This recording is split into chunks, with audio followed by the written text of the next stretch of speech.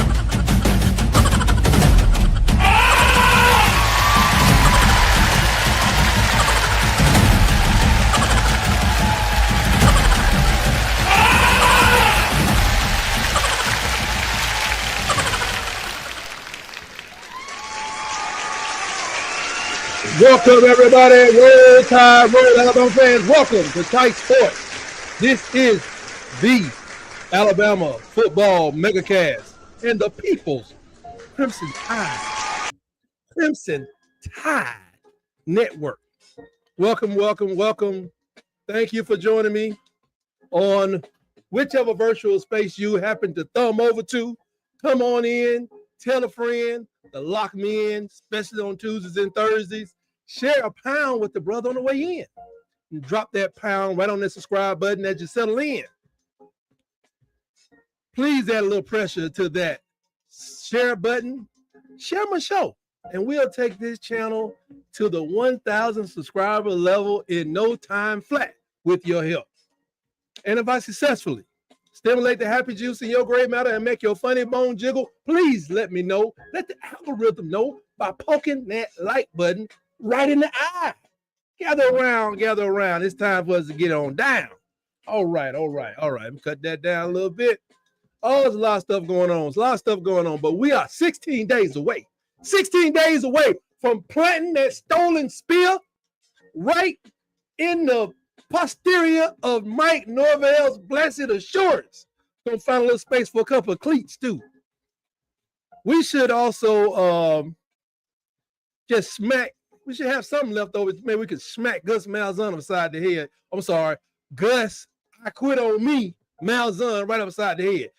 You know, it ain't too often in football somebody say I quit on me, and then they still on the sideline somewhere coaching somebody, trying to inspire somebody to get their all. Where they do that at? Tell me where they do that at. Florida State, that's where apparently you can quit. I guess Ohio State too. They got one of them quitters up there too. I don't care what he wants. I'm going to quit on me, then I want you to hire me because I'm a quitter. But I'm going to do what I do, but I'm going to quit first. Anyway, little side note. I came across a report 2 days ago talking about Florida State. They said FSU quarterback Tommy Castellanos, you never heard of him.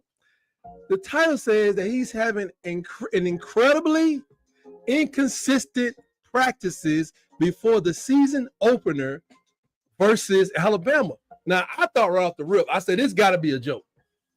Not Mr. Watch my film. Not Mr. Check me out. Like, look how fast I go. Not him. That couldn't have been him. Now he's been inconsistent in practice. I thought maybe this is a prank. This got to be a prank. I looked at it. It was 24/7.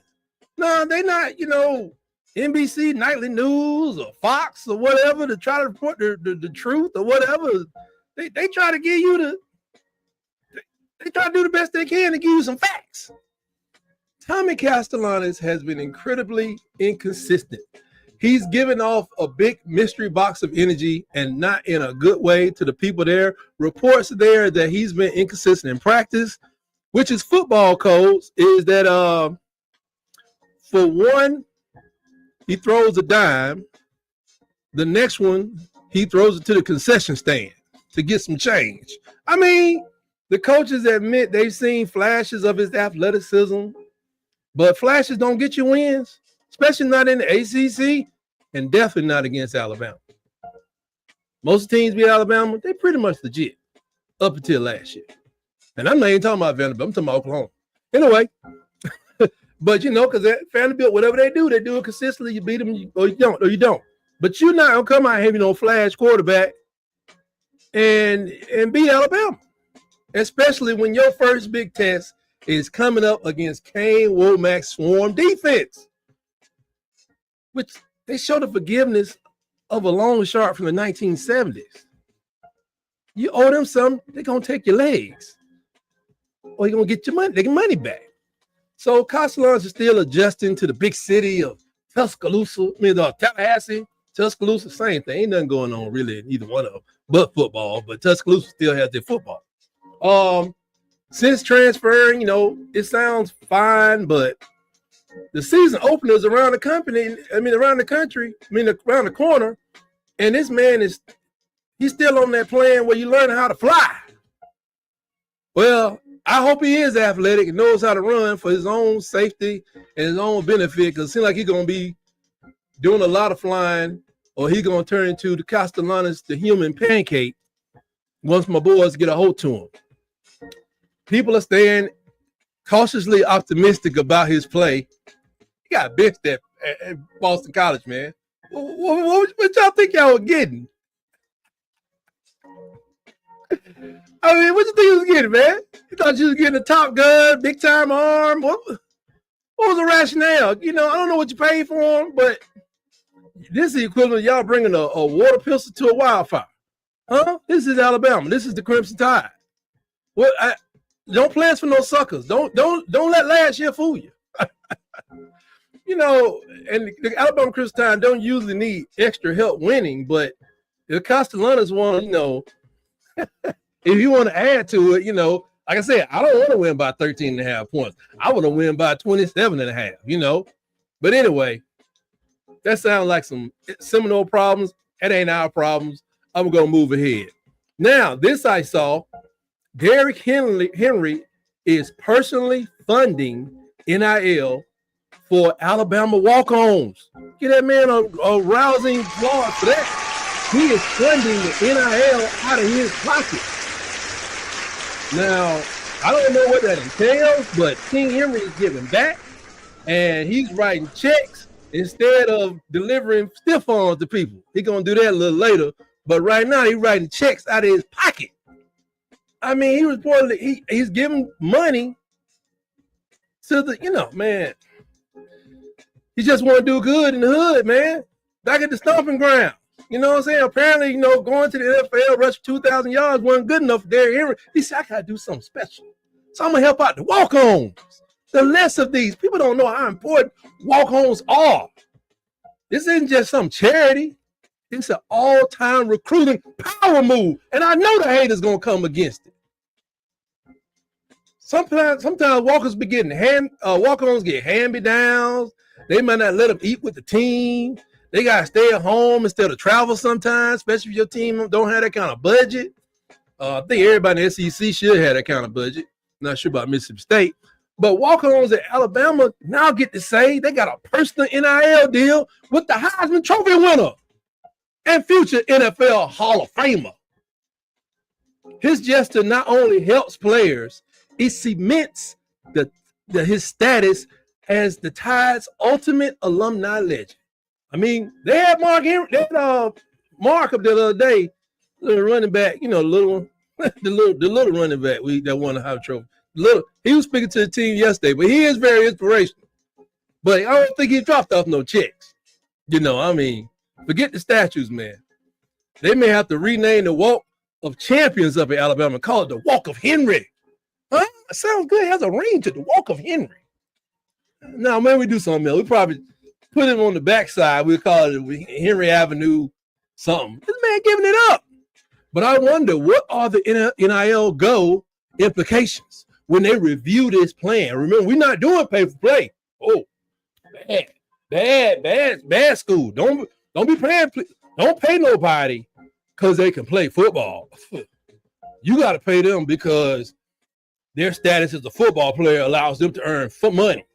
See how I worded that is different. I don't know what the implications are going to be. Are the rules different for walk-ons? I know at Dartmouth, the walk-ons were able to unionize. They got permission to. I don't know if they ever did, but because they were walk-ons, they had the permission to unionize because they wanted some money for playing basketball for a stinking school. I'm sure Dartmouth is a fine institution. But I know one thing. One of our preferred walk-ons, John Gazaniga, he probably definitely appreciated it. He's a 6'7" quarterback. 6'7" quarterback. Yeah, he's a preferred walk-on. That means you come down here, we prefer that you walk on, we're not going to give you a scholarship. Now, he's not a well-known quarterback. He's from Santa Margarita Catholic High School in California, which is in Santa Margarita, the city. He was coached by Carson Palmer. You may have heard of him. He won a Heisman Trophy, played for 1 billion years in the NFL, probably has the numbers. I ain't looked at it, but he probably has the numbers to be a Hall of Famer. So, John Gazzaniga may know what he's doing behind the center. He might know what he's doing. But he threw for 1,900 yards, 15 touchdowns, and completed 59% of his passes. He's a nice project player. But way to go, King Henry. What a way to give back. And now let's chit-chat a little bit about the Louisiana Monroe Warhawks, or should we say the Hawks of War. Birds is going to come down here and declare war on the Crimson Tide. And then we'll go to the Wisconsin Bastards. I mean, the Wisconsin Badgers. We're going to talk about them today as well. I'm going to go through all the games that's up for the team. The little cupcake team, I'm going to skip past them. And I know I'm going to review Auburn at some point for the Iron Bowl game with other people. But I'm going to go do all the team reviews leading up to the kickoff. Now, when the Warhawks, the Hawks of War, land in Tuscaloosa and they get off the bus, they're going to find that what came off that bus is not going to help them to win the game. No. But seriously. They're going to get run through like water through a fire hose. No. With all due respect, let me try to get this. Let me try this. Let's just, with all due respect, let's try to get those guys in town, off the bus, on the field, and off the bus with no injuries or repeated mental issues. We don't want anxiety coming up. People, I don't want to think no more. No, we don't want that to happen. Now, Louisiana Monroe doesn't exactly, you don't call them a blue blood of football. It's more like a scrappy indie film that somehow kind of, them pictures that make it from Tubi over to Netflix. That's kind of how they are. They're like a Tubi movie, you know what I'm saying, or a Tubi show, and they have the possibility to blow up Shaway and get to Netflix. They may get picked up by a bigger network, maybe Paramount just throw them back there for the heck of it. But right now they still like a Tubi show. They went 4-8 last year for 2024, but for a program that's often seen as the underdogs, that's not nothing getting 4 wins. It's hard out there, folks. It's something, not nothing. The head coach is Brian Vincent. He's entering into his second year, hoping to turn the close losses into actual wins. Well, he can go on mark through Alabama. They ain't gonna be one of them. The Warhawks are competitive in spurts. You know how like UCF got old on us a little bit and had everybody like, oh, look at Alabama. And that's kind of how they are. You know, but they come close, but we're not playing horseshoes, folks. This is football. The quarterback is Chandler Rogers. He's back to lead the offense, bringing both passing and scrambling skills. Sound like a little more Castellanos on the way after the FSU game. He's frustrating to defenses, but he's also flustering to coaches because he's a gunslinger. When he gets in gunslinger mode, the ball gets wild, and I like wild ball opposing quarterbacks. It always looks like a tied victory. I like it when your quarterback don't care. Like, you better throw it. You better catch it. I'm about to throw it. I'm not ready. Too bad.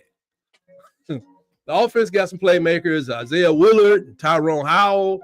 The problem is that the offensive line is shaky, and they turn the backfield into a subway turnstile with no tickets, a free subway, like when they just open the subways up on New Year's Day or on Thanksgiving or 4th of July. That's how they backfield look. Everybody just going in there riding the train. But unfortunately, their quarterback plays the train. Defensively, they're led by a guy named Jaquez Williams and safety Jabari Johnson. They had flashes again. Here we go with that dog on camera. They flashing all over the place, but they gave up a lot of points. I think what it was, the Warhawks thought they were in a race to the bottom of total points with Kent State. You know, they wanted to see who can give it the most points instead of the least. Unfortunately, Louisiana Monroe didn't even win that because, Kent State won that by giving up 529 points. Special teams could be a hidden weapon. Kicker Kalen Sutherland has a big leg. And in the Sun Belt conference game, 50 in the Sun Belt, a 50-yard can feel like a walk-off home run. To score the 55 points he's going to need to beat the Crimson Tide, he better have a leg the size of a fully grown great white shark. Because I don't care how many field goals he kick, that ain't gonna do nothing for you. So the overall vibe is that Louisiana Monroe, they're kind of dangerous. Dangerous enough to keep you nervous if you got like a very inexperienced everything, which we don't have everything inexperienced. But if the Warhawks play the cleanest possible game that they can play, and they come out there and don't turn the ball over, and they execute, and they play in a timely fashion, and just follow the game plan, then this could turn into a respectable loss. You know, some inside of the 24. If you just don't make no mistakes, not one. I'm talking about not even the offsides, no illegal motion, none of that false starts. If they don't make now, they will lose by only 21, 24 points. But if they come out here like they played last couple years, I watch their games when I'm up on a Wednesday, cracking pecans and doing nothing, scratching.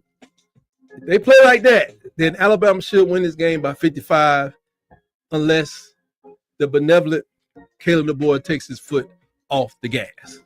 Okay, got a couple comments in the chat. Who's up in the chat? It's me.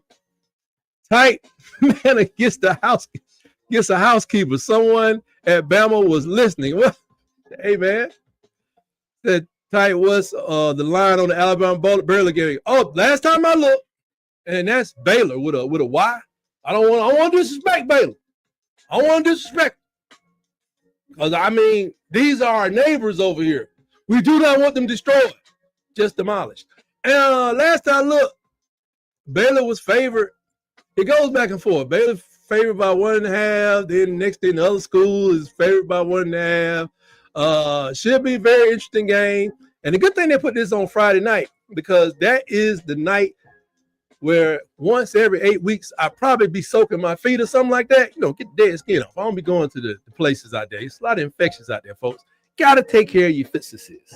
So I'll be probably soaking my feet, eating some more pecans again, and I may check that game out unless something pops up in my house like a good Uno game. It's me says, got some big boys in the QB room. Yeah, 6'7" is pretty big. He's a project. But if he's been trained by Carson Palmer, and you just never know, Cam Ward, everybody's kind of going back and forth on him. But, in high school, Cam Ward's offense in high school was a running offense. They didn't throw the ball. That's why he didn't get much shine when he was in high school. So that man had to go to the University of Incarnate Word in Texas, when then he transferred to Washington State, and then he transferred to Miami and became the #1 draft pick. So you never know. Or this guy could get coached up, under Coach DeBoer, under Coach Grubb, and transfer somewhere else and be a #1 draft pick. You never know. It's a smart move on his move, especially since my man King Henry is going to pick up the bill. Rush Prost was on Yellowfellas plane last night. Oh, Lord. Oh, my God. Now, see, one thing about it, if he went to coach over there, that would be something different. If he went, because I know one thing, whatever they do, he ain't going to be worried about what the rules are. Rush Prost just going to get it done. What we need to do, he need $1.5 million in the bag. Maybe to work on that. It won't matter. Rush don't matter. Thank you, It's Me, for chiming in. Leave your comments down here, folks. Now, for a more serious matter. The 2025 Wisconsin, that's how I be playing with people all the time. Wisconsin Badgers, coached by Luke Fickell. Overall career record, 83-30. Not bad. Entering the 2025 season, he built his name in Cincinnati when he led the Cincinnati to a 13-0 season and a berth in the 2021 CFP playoffs, the first ever by a group of 5 team, in which I think they got destroyed eventually. But it was still a good feat to come out of a group of 5. Everybody deserves a chance. I'm telling you, I like them to go to 16 teams. I want all the conference champions to get seated in that 16. We'll fill it in with all the at-larges. Everybody deserves a chance, man. They're playing dudes and everything. But his record at Wisconsin is 15-11 over 2 seasons. 0-1 against Alabama. Played them last year. They played him in a bowl game, 2021, when he was at Cincinnati. They lost 27-6. Yeah, that was we drilled them in a game where the defense held early. Yeah, we was moving kind of slow, and Cincinnati was overwhelmed by the Tide's depth. His coaching style is defensive-minded culture, where the coach, you want to do defensive culture first, He preaches toughness and physicality and grinded out football. Wisconsin used to be, they were always a power team. I ain't know if I saw a little bit of it last year, but not a lot. His teams are usually disciplined, but he struggles to keep up with the elite teams and those high octane offenses. His coordinator is Phil Longo. His philosophy is a spread offense with the air raid influence, but he still integrates a strong run game, and he calls what's called the best of both worlds. Our DBs should be salivating right now. Seems like this guy want to fling it around. He has an inexperienced quarterback, but when he throws it, how good is he throwing under pressure? DB should be the number one DB room in the country should be salivating right now. There's about 9 of them is going to play. Yeah, about 8 or 9 of them going to play. Half of them should have picks by the end of this game. This just me talking. The scheme is like a high-tempo, shotgun-heavy formation. So if you're going shotgun, you ain't running that much. You use a lot of RPOs. That means the quarterback must be running. And concepts that are designed to spread the field horizontally. We've seen this before attacking vertically. Think Tennessee. Problem in the Tennessee game was our offense, not so much the defense. But Kane Womack did mention that he only had 6 DBs to play in that game because of injury. Now, he's known for high passing yards when he was at Ole Miss and USC, quarterback-friendly play designs, producing multiple 1,000-yard receivers. Like I said, he want to throw the ball. Critics argue that his system sometimes struggles against physical, press-heavy defenses. Oh, you mean like Alabama? Oh, boy, oh, boy. Let's see. Their defensive coordinator is Mike Tressel. I wonder if that Jim's son, Jim Tressel, former national championship winning coach at Ohio State, and avid wearer of the sweater vest. It works for him. His philosophy is a multiple front defense with that 3-4 base with plenty of hybrid looks. Sound like Nick Saban. Emphasizes blitz disguise, gap integrity, and assignment football. I think everybody should be doing that. He mixes man and zone coverage with frequent linebacker blitzes and defensive line stunning. Yeah, that's what you want to do in front of little man down the end over here, Caden, Jaden, Wilkin, all of you. You want to turn your shoulder to them. Yeah, first thing you turn your shoulder. Think you about to stunt somebody. Yeah, you better be cat quick if you do that. Find yourself 5 yards down the field real easy. He has a career reputation known for a disciplined, fundamentally sound defense at Cincinnati and Michigan State. You know Michigan State, the team that his units are rarely bad.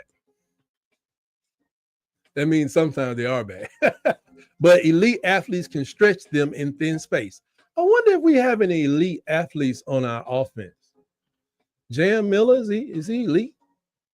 Can y'all check the elite list and see if Jam Miller's name is on it? Ryan Williams, Jeremy Bernard, Rico Scott. Anybody? Isaiah Horton. He's not fast, but he is vertical. Cole Adams. Anybody? Is anybody all of them on the list? That's what I was thinking. Now looking at the position breakdowns, the quarterback, Pro Football Focus has him ranked 52. Billy Edwards Jr. is a transfer from Maryland. He's a dual threat QB with a solid arm, but not elite accuracy. His strength is mobility, decision-making. His weakness is decision-making in RPOs, but his weakness is deep ball consistency. Now, this man transferred. We'll get to him more in a minute. Running backs, they are ranked 21st Pro Football Focus. Freshman Dylan Jones has a bright future, quick burst and strong. Y'all gonna bring a rookie or a freshman or a Fedman to run against Alabama? The depth behind him is solid but unproven. So he's gonna throw a freshman up here first. I think this guy's a sophomore because I think I remember Dylan last year. How he spells his first name, Dilin. So I'm gonna say he's a sophomore. But if the depth behind him is solid but unproven, yeah, they're wide receivers. They rank 64th by Pro Football Focus. Vinny Anthony is a top returning target. He's known for speed, not size. Speed, not size. Okay, we got to check that. And the group lacks a true physical possession receiver. We got one. We got two, actually. Now think. Their DBs, their wide receivers are ranked 64th as a group. Ours are ranked in the top 5, I think, or at least top 10. This is who their DBs are practicing against. This is like if anybody knows, like if you ever ran against somebody that's real fast, but you thought you was fast because you beat everybody in the 4th grade, but you got to 8th grade, think you still running the same speed, and you notice how you was looking at everybody's back. That's how this is going to be. This is who their DBs are practicing against. I sure feel for them. And maybe they can just take their scout team, like put them on bikes and let them run. Can they run routes while they're doing bikes? Maybe that'll help. I don't know. The tight ends for them are 43rd, reliable short yardage passing. They're more run blockers, and they're not dynamic after the catch. I mean, they're going to sit down in the zone, wait for a first down pass, definitely possession, but probably do more blocking than catching. Now, bright spot for Wisconsin. Their offensive line is ranked 18th, anchored by some very quality guys. And if you look around the NFL long enough, you will find that they have plenty of NFL players in the offensive line that come from Wisconsin. That's what they normally do. Offensive linemen and running backs. Offensive linemen and running backs, defensive tackles. Or defensive ends. Yeah, defensive tackles and defensive ends. That's what they do. It's always a strength with this team. Always a strength. On the defense, the defensive line is ranked 46, which kind of shocked me. Charles Perkins is the best of the bunch. He's disruptive inside, but he doesn't produce a lot of sacks. They're hoping he can increase that. I hope he does that as well after the Alabama game. The unit plays run well, but they struggle to collapse the pocket consistently. Man, but if they keep working on it, I'm sure they would get a lot of Big Ten sacks after our game because we're going to get them ready. We're going to make them better or we're going to destroy them. That's what happens. You play Alabama, you get better, or your team gets all depressed. People start talking about their side hurting. Coach, I can't go this month. You know, that kind of stuff happens, man. I'm hoping Louisiana Monroe can even finish their season after this. The linebacker group is 25th, as rated by Pro Football Focus. Mason Rieger is the edge, and Christian Allegro is the inside linebacker.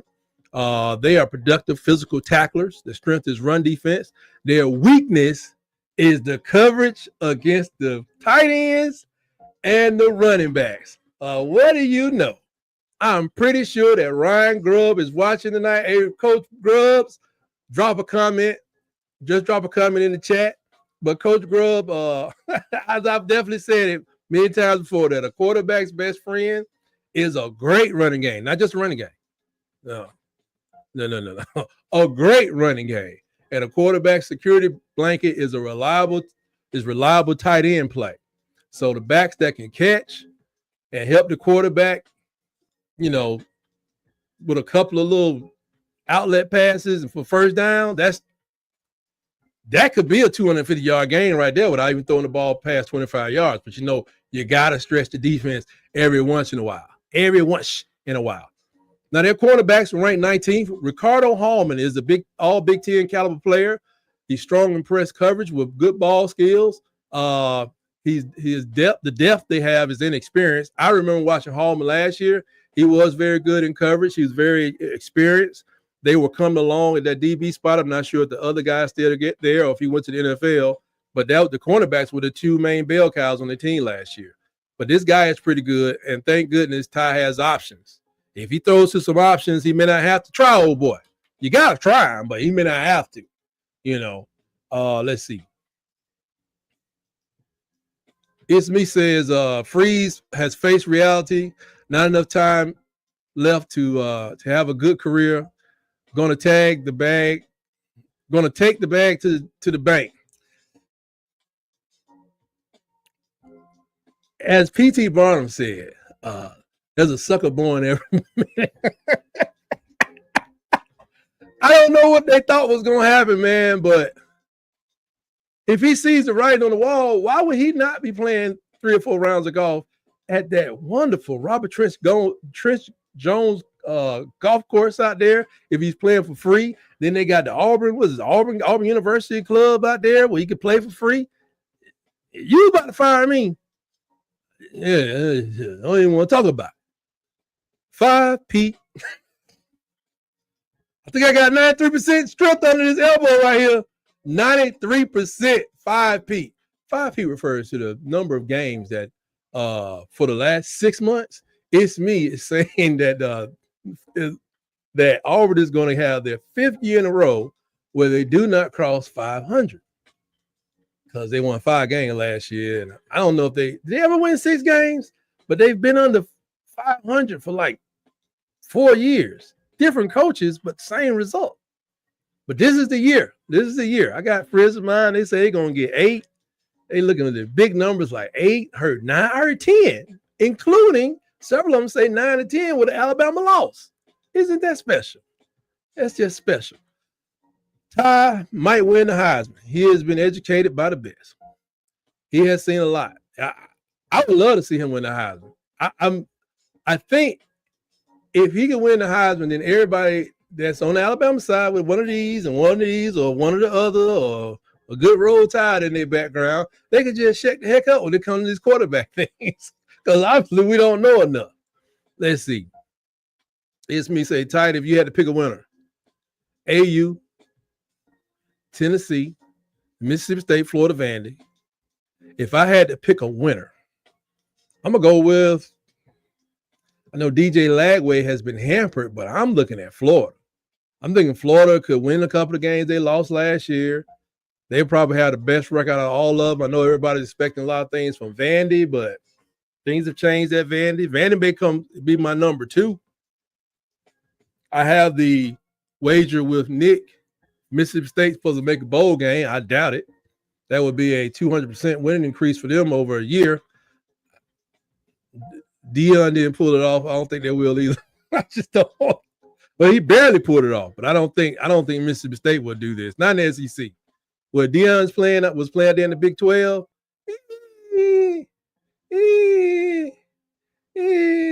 But for Mississippi State, go from 2 wins, which means I think no SEC wins, to adding 4 SEC wins. That's asking a lot. And I don't think that many people fell off. They're going to lose some games off general principle, if you ask me. So Tennessee, so Florida. Yeah, Florida, Vandy, Tennessee and Vandy kind of tied. If Mississippi State end up better than Auburn, don't make me talk. Oh, they're my friends. Friends of mine. The safeties. Let me see. The safeties with Wisconsin. They are ranked 33rd by Pro Football Focus. Solid tacklers who keep plays in front of them, but not big turnover producers. So get ready to catch a whole lot of Jam Miller in front of you. As a matter of fact, catch a whole lot of them in front of your chest. And put a bunch of Jam Miller, some Josh Quavers in their chest, tight end. Put all that in their chest. The other tight end, and another tight end, and 2 more running backs. Richard Young, Draylon, Daniel, in your chest. See if you can turn that over. And special teams, they're dependable, game breaking, blah, blah, blah, blah, blah. Special teams is a push in this game because I don't know what we have for the moment. I don't know what we have. Now, I tried to find out who their most impactful players were. Jake Riffro, offensive lineman, they make the calls. They say he's good, probably going to go to the pros. Riley Mallman, he's a massive guy, a tackle. He's key to sealing the edge, but they say they still unproven. Davis Heisen, all these linemen up front. That's the first people. And Joseph Bruner, one of the strong run blockers. He can play in multiple spots. Joe Bruner is their nasty street guy, probably a guard or something. He's a tone setter on their short yardage plays. Then they come on defense with Mason Rieger, who I mentioned. He's the team's best pass rusher, but he don't have a bunch of sacks. But he does play the run with authority. Maybe because he's always blitzing the quarterback and he runs to the running back. Maybe one of those guys. Christian Allegro, he can move side to side. He's a defensive leader. I guess he calling the plays out there. Got the green dot on the helmet. Charles Perkins, he anchors the middle. They say he eats double teams to free linebackers. Well, whether it's going to be is it Geno Vandermark or Jaden Roberts, won't be no damn double team for you, Charles. Ain't going to be no double team. You're going to send one guy and sit him on your chest. Get ready for it. Play after play after play after play. Vinny Anthony, he's a speed threat who can stretch the field.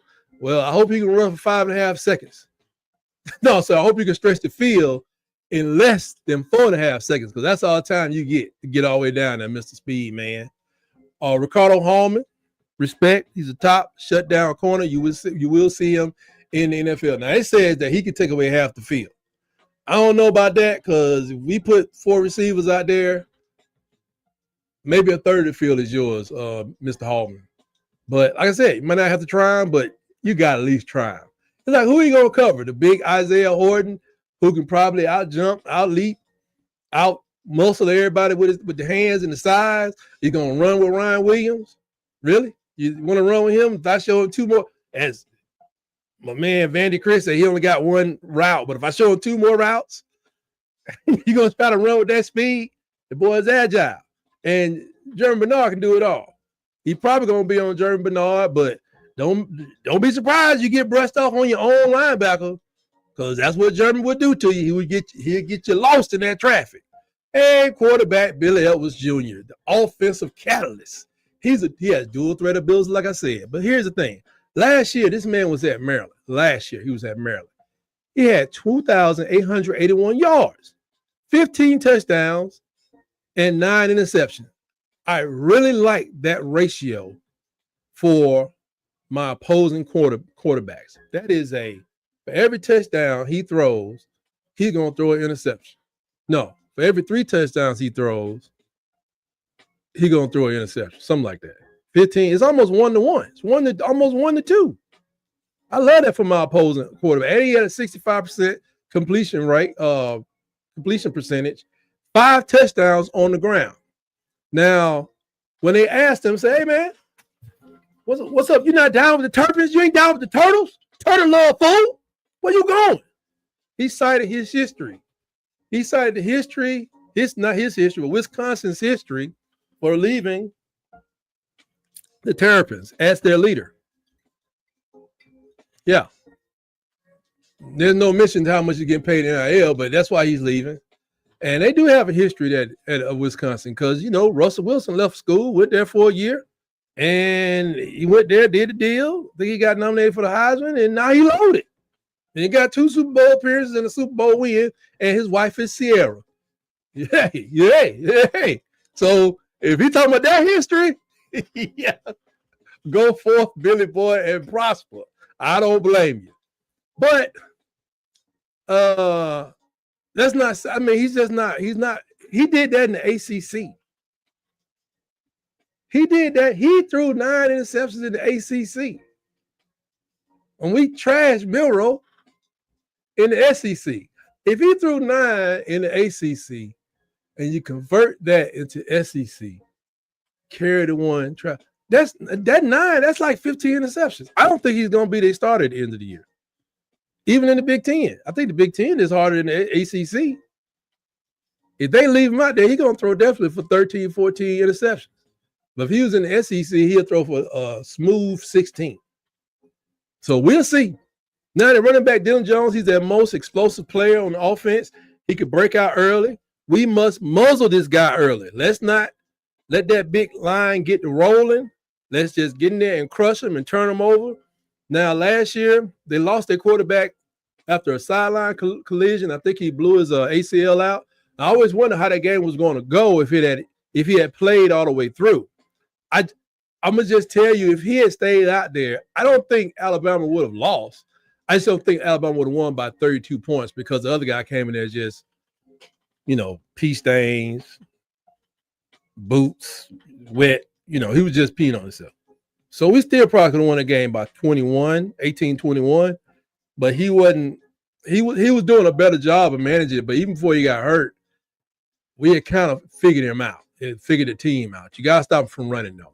But in summary, Wisconsin is basically the Big Ten's we lift heavy, but we run slow program.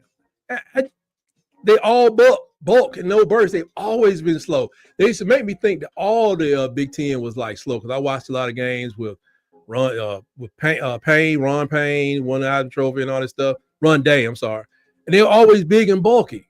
Ohio State was like that for a while. Then they started to get a lot of speed at Ohio State. It's when they started winning their national championships with Tressel and Urban and now. A lot of speed.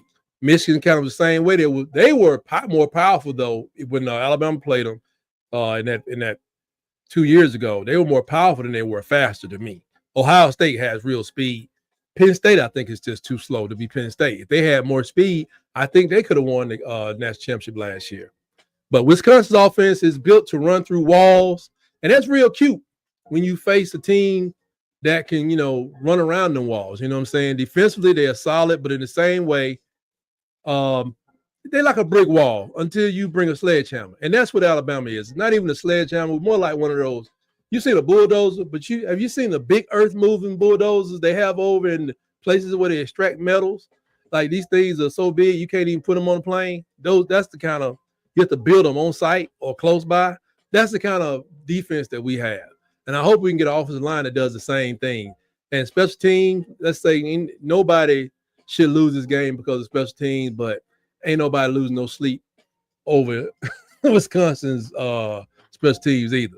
So I expect the Badgers are coming in, scratching and clawing, but, in the end, I think DeBoer will bait these guys in and trap them. They're going to trap that cagey rodent, and he'll have those bloody pelts hanging high by the second quarter. And so people say, well, why are you doing this? Why are you doing your thing so early? The game is so far away. It's a thing to YouTube. If I do this now, and let everybody know that I'm looking at Wisconsin and stuff, they'll pull it up again. People be watching tomorrow. But like I said, I think the boys going to have those pelts hanging high by the second quarter. At least that's how I see it. If you see it different, let me know in the comments. Drop me an email, whatever. That's how I see it, though. I don't think this is going to be much of a competition by the end of the second quarter. That's how I see it. But just please remember, I do wear glasses. That's it, folks. Let me get out of here so I can make way for all this great stuff we got to do on Friday. Remember, it's 16 days away, fellas and ladies and fellas. Get those chores, those projects, get them wrapped up, put to the side. Or, if you can put a little duct tape on, if you can duck it, then forget about it. If you can duck it, just duck it up. Because, hey, you don't want to get stuck on game day having to, can you take it? No, I'm not here. No. Just so get those projects wrapped up. We got 16 days to go, really like 15 and a half right now. So catch up with me next Tuesday. I'll be right back here again. Don't forget, give me a pound. Hit that subscribe button. Hit the notification so you know when I go live or drop another video. I got some more stuff coming out. I got a couple more transfers to go through. Tell your friends, tell your Alabama friends, and tell your friends that learn the game of football. Just check me out. They're just looking for a good time. Just check me out. Tell them they can find me right here on Facebook or YouTube. Don't even worry about going to Twitter. I can't take it. It's just too much going. 8 people back there. Blue, red. I can't do it. It's like the Crips and Bloods out there, and the Crips and Bloods are actually out there. Then shout out to Sharpshooters Podcast, Kangaroo Black, Bama Mo, The Long Run with the Piano Man, Rags and Fitness, Roll Tide, to all of y'all. Thank y'all for making Alabama great always. And peace to the brothers at Auburn Addicts, Water Cooler Podcast, Bubba and the Old Man. It's SEC season with my man Tez, Dustin at the Up Tempo Podcast. Dustin, you my boy. Vandy Chris at the Golden Broom Podcast, and the Huggy Beard himself. They are a fine group of Crimson Tide hating and doubting Americans. A fine group of Americans. They just hate. They doubt on Tide all the time. With that, we'll see you next Tuesday at 7 p.m. And this day, that Thursday at 5 p.m. I am not doing this show at midnight. I just don't know if I'm gonna be able to keep this 5 p.m. But either way, I'm gonna be right here around the herd, giving you everything I can about our Crimson Tide athletics, and especially the Crimson Tide football team led by Coach Kalen DeBoer. And always remember, roll, Tide, roll.